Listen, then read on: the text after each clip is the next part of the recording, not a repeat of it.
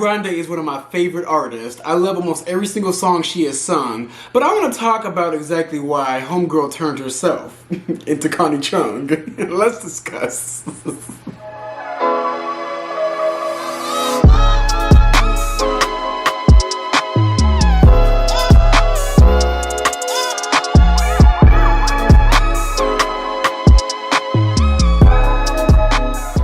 What's up, y'all? It's your boy Beasley here. Hope you all are staying cool, calm, and collected out there. So you guys, I finally feel like myself again.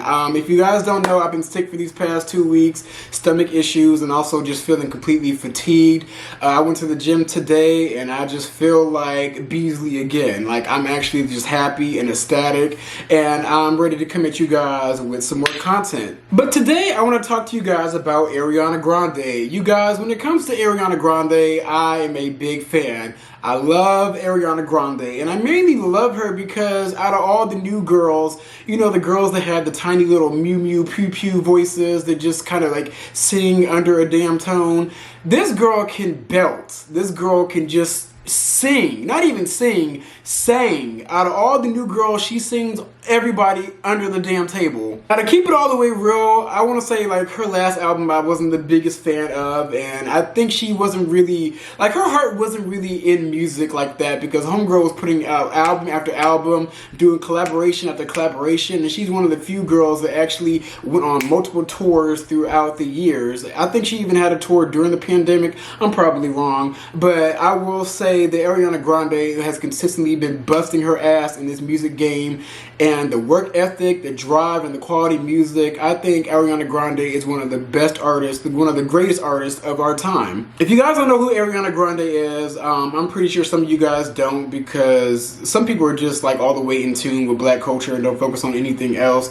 But Ariana Grande is basically what Justin Bieber wants to be. You know, a white person that can sing like a black person and also gets a cosign within the black community. Now, Ariana is also most known for the Mariah Carey comparisons. Now, she has been propped up so highly in the industry, not only due to her talent alone, but also with the fact that the industry has been wanting to replace Mariah Carey for a while now. Now, whether Ariana Grande wants to admit it to herself or not, she's actually said in the past that she does not want to be compared to Mariah Carey. But in my personal opinion, and also all you stans aside, the lambs aside, Ariana Grande is Mariah Carey's son, and she is Mariah Carey's replacement. Now, granted, Mariah Carey is completely irreplaceable. There will never be another Mariah Carey. I'm just calling it out like it is. The industry wants Ariana Grande to replace Mariah Carey. Her career in the industry mainly kicked off when she was on Nickelodeon. She was a Nickelodeon girl, a Disney girl.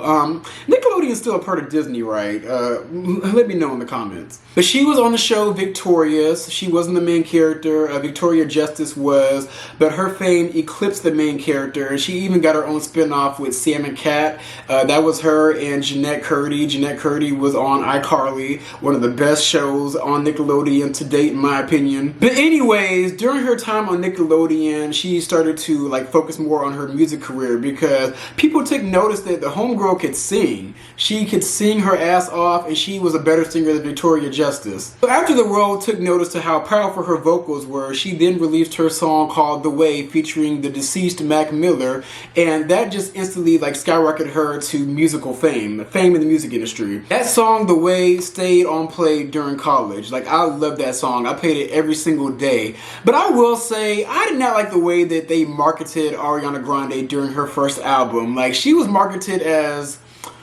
I'm gonna just keep it real, she looked like every pedophile's wet dream, and it was very cringy to see. I just hated the way they marketed this girl. But overall, she became the certified pop star with R&B elements that you know today. She is a powerhouse. In my opinion, she is like the young princess of pop. But y'all, the main thing that bothered me about Ariana Grande through the course of her music career was her ever-changing skin tone. If you guys don't know, Ariana Grande is an Italian-American, and throughout the course of her music career, she got darker, and then she transformed into an Asian woman. I'm gonna take it all the way back to the Nickelodeon days once again. When homegirl hit the scene, she looked like a regular white girl with severely bleached, dyed red hair. Like, that's what she looked like on the Nickelodeon scene. And when she ditched that red hair and was rocking that ponytail, that lace front ponytail, she just looked like a normal, like, white passing white girl to me. So she, like I said, she was marketed as the wet dream of every pedophile. She looked cute, she looked like herself, but for the most part, as she got a little more prominence in the industry and got more of a cosign with the black community, homegirl started to look darker and darker and darker. Borderline looked like what Northwest would look like if she was the same age as her. Her cosign at the time with the black community was so big that she even sung her heart out at Aretha Franklin's long ass funeral. And on top of that, she was just looking darker and darker every time I saw her. You know, the self-tan was real. But now she took a hiatus from music to focus on her beauty line. Her beauty line is REM Beauty. I don't know what that stands for, but it's REM Beauty. And for some reason, she then morphed herself into an Asian woman. Homegirl went from borderline black fishing to now Asian fishing. I don't know if she's like taping her eyes or what, but if you guys look at this picture, she legit looks like a completely different person. She looks like a Korean K-pop singer. Like, will the real Ariana Grande please stand up? Now, like I said, she could be using some tape to get this aesthetic look, but in my opinion, when she took that hiatus from music, she took that time to go under the knife. Like, I seriously believe that she got her eyes done on the plastic surgery table. Why she did this, I'm not sure. I can only think is because, one, K-pop and Korean and Asian culture is in. Like, people love K-pop. Like, the K-pop community is very huge in America, especially with BTS and Blackpink. Like, everybody goes up for those two groups. And then on top of that, like, everybody loves Asian culture for the most part. Like, we love Asians. Asians are interesting. Like, their culture, their history, the way they dress. Like, a lot of Americans take from Asian culture, and some people take it overboard like Ariana Grande did.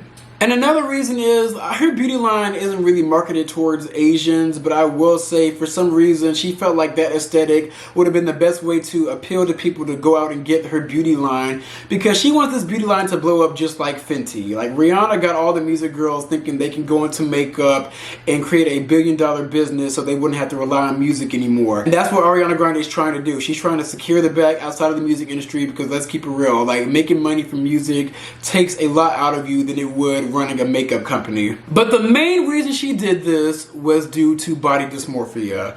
Body dysmorphia today is being normalized. Like, everybody is getting to a point where, like, if they don't like something about themselves, bam, let's go to the surgeon table. Let's go to the plastic surgeon. Let's fix this. Let's become perfect. And I can speak on this because I too suffered from body dysmorphia for a very long time. I want to say from middle school all the way up into college. Throughout my childhood, I was short and fat. I was made fun of, basically called every single name under the sun, you guys. If you can think of a name, I've been called it. I've been treated like trash, and therefore I felt like trash, and therefore, like, it's like your mind tricks you into feeling like and becoming the person that you want to be and want to look like. You literally embody the person that you made up in your mind that you look like, up until people around you bring you back to reality and you end up looking in the mirror and seeing this person that is less than desirable. Y'all, plastic surgery is just like a thriving industry today. Like, I think it is thriving the most it has ever has in the past due to social media. People seeing people on social media that they want to look like, or seeing themselves in a filter that they put on. Like, they want to, like, there are literally people getting plastic surgery to look like a filter. I don't know if there's an Asian eyes filter, but Ariana Grande obviously put that on one day, and she liked what she saw, and she went down to the table and she changed herself. Now, if you look at Ariana Grande, you would think that somebody like her would just have like the highest self-esteem, just like a very pretty white girl that looks like a damn bunny rabbit. Like, you would think that Ariana Grande would just have like high confidence, high self-value, and high self-worth and self-love. But ultimately, homegirl doesn't have any of that, because she felt like she needed to change herself to be more desirable to the society. And I want to also talk about self-love, because I myself am on a self-love journey. Like, I thought I was like beginning to love myself, but I really sat down one day, literally yesterday, and realized, like, damn, Maybe things aren't working out in life because I don't 100% love myself, and that's due to past childhood trauma that I still need to address. And a lot of people are walking around not addressing this childhood trauma, and it's manifesting into body dysmorphia and feeling like they need to change themselves in order to be happy. But some people realize after they hop off of the table, they're still not happy. They may look like what they wanted to look like, how they envisioned, but they're still not happy because on the inside they're still fucked up. And that brings me to another example, which the Kardashians. Them hoes don't love themselves. Mainly Kylie Jenner and Khloe Kardashian. Those are the two out of the family that felt like they needed to change themselves. They literally had to morph into a whole nother human being in order for them to feel like society accepted them. Khloe Kardashian literally has 7 faces that she puts on for different occasions. And Kylie Jenner is literally going through postpartum after really just not feeling like herself. And then she doesn't feel like herself because homegirl doesn't even look like herself anymore. Kylie Jenner at the age of 15, 14, or whenever she got that surgery, it happened before she was legal, she felt like she needed to go and change herself so that she could be elevated in society. And when she changed herself, she was elevated into society. But homegirl, you could tell, walks around with this stoic, still face, not only due to the Botox, but due to the fact that homegirl is not happy on the inside. She's not happy on the inside because she literally had to morph into a clone of her older sister in order to be accepted in society and to be elevated and praised. I mean, even Kim Kardashian doesn't even look like herself anymore. Now, I'm not 100% against people getting plastic surgery. I'm against people getting it before they need it, before they're actually of age to get it. And I'm also against people getting it because they feel like it's going to be the one thing that makes them happy in life.